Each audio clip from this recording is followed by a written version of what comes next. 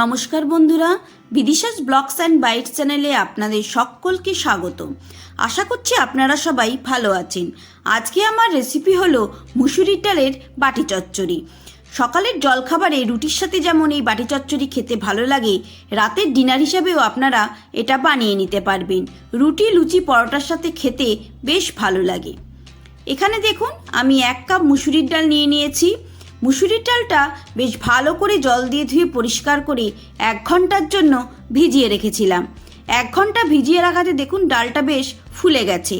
এই স্টেপটা অবশ্যই ফলো করতে হবে, স্কিপ করা যাবে না। আপনারা যখন রান্না করবেন তখনও অবশ্যই অন্তত 1 ঘন্টার জন্য ডালটা আগেই ভিজিয়ে রেখে দেবেন। এখানে দেখুন, একটা বড় সাইজের আলু আমি কেটে নিয়েছি। প্রথমে গোল গোল করে কেটে তারপর আলু ভাজার মতো করে লম্বা লম্বা পিস করে কেটে নিয়েছি। একটা বড় সাইজের পেঁয়াজ নিয়েছি, সেটাকেও লম্বা লম্বা পিস করে কেটে নিয়েছি। একটা বড় সাইজের টমেটো নিয়েছি, সেটাকেও লম্বা পিস করেই কেটে নিয়েছি। 2টো কাঁচা লঙ্কা কুচি করে নিয়েছি। সমস্ত কিছুকে ধুয়ে পরিষ্কার করে নিয়েছি। যে কড়াইতে আমি রান্না করব সেই কড়াইটাই নিয়ে নিয়েছি। কড়াইতে এবার জল ঝরিয়ে রাখা মুসুরির ডালটা অ্যাড করে দিচ্ছি। যখন মনে হয় সবসময় যে রুটি দিয়ে খাওয়ার জন্য কি তরকারি রান্না করব, তখন এই ধরনের রেসিপি খুব চটজলদি হয়েও যায় আর খেতেও বেশ ভালো হয়। যারা রুটি পছন্দ করেন না তারা মুড়ি দিয়েও খেতে পারবেন।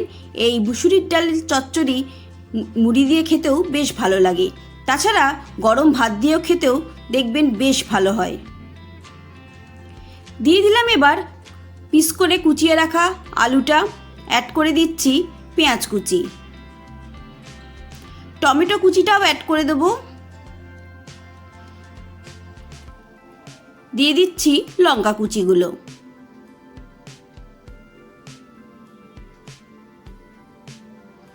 এইবার অ্যাড করে দেব 1/2 চামচ হলুদ গুঁড়ো,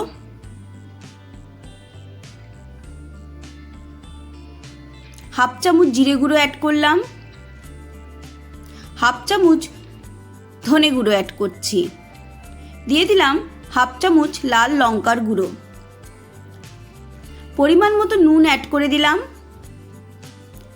আর দিয়ে দেবো 3 চামচ মতো কাঁচা সর্ষের তেল। এবার সমস্ত কিছুকে হাত দিয়ে বেশ ভালো করে মেখে নিতে হবে। হাত দিয়ে বেশ সুন্দর করে সমস্ত উপকরণগুলোকে বেশ জোর দিয়ে দিয়ে মেখে নিতে হবে। আলু, পেঁয়াজ, টমেটোর থেকে বেশ পরিমাণ জল বেরোবে, কারণ আমি নুন দিয়েছি। তাই এই কাজটা বেশ ভালো করে চটকে চটকে মেখে নিতে হবে। হাতে একটু প্রেসার দেবেন, তাহলেই দেখবেন খুব সুন্দর করে মাখা হয়ে যাবে।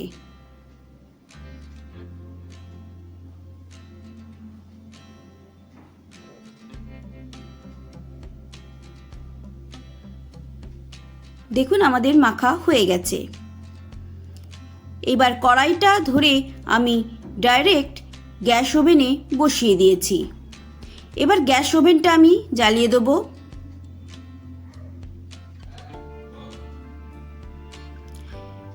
এখানে আমি প্রথমেই কোনো জল ব্যবহার করব না। এইভাবে নাড়াচাড়া করে আমি ঢাকা দিয়ে রান্নাটা করব। যদি পরে কোনো জলের প্রয়োজন পড়ে তখন আমি জল অ্যাড করব। এখনই আমি কোনো জল অ্যাড করব না, এটা জল ছাড়াই রান্না করব। আর গ্যাসের ফ্লেমটা অবশ্যই লোতে রাখবেন, না হলে সমস্ত কিছুর থেকে জল বেরোবে না। দেখুন প্রায় 5 মিনিট পর আমি ঢাকাটা তুলে দিলাম। আলু, পেঁয়াজ, টমেটো, ডাল সবের থেকে কি সুন্দর জল বেরিয়েছে। আমি কিন্তু একটুও জল অ্যাড করিনি। পেঁয়াজ, টমেটো সবার থেকেই জল বেরিয়েছে, কারণ আমি ভালো করে হাত দিয়ে চটকে রেখেছিলাম আর নুন দেওয়া রয়েছে। সবার থেকেই বেশ পরিমাণ জল রিলিজ করেছে। ভালো করে খুন্তি দিয়ে একটু মিশিয়ে নিচ্ছি। ডাল দেখুন অনেকটাই সেদ্ধ হয়ে এসছে।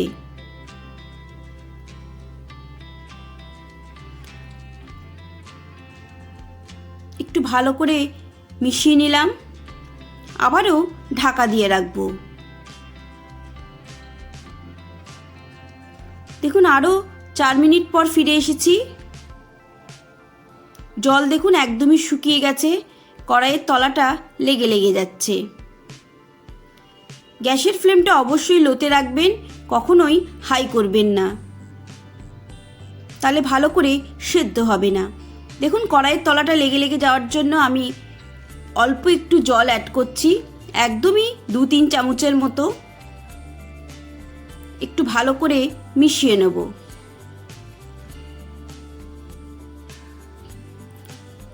মুসুরির ডালের বাটি চচ্চড়ি আমাদের প্রায় হয়েই এসেছে, ডাল প্রায় অনেকটাই সেদ্ধ হয়ে গেছে। একটু ভালো করে মিশিয়ে নিলাম।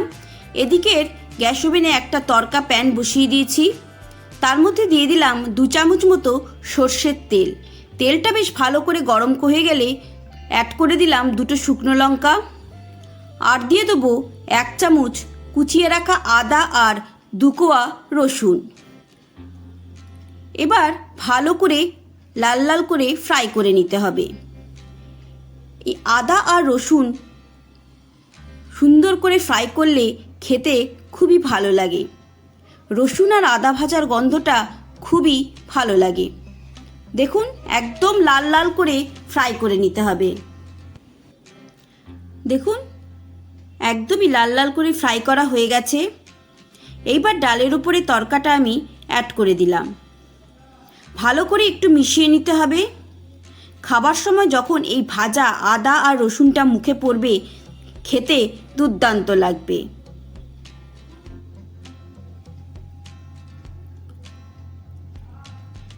একটু ভালো করে মিশিয়ে নিলাম।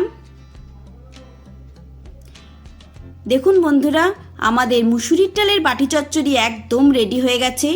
এটা একটু শুকনো শুকনোই হবে। অবশ্যই বন্ধুরা বাড়িতে একবার ট্রাই করবেন, দেখবেন খেতে দুর্দান্ত হয়।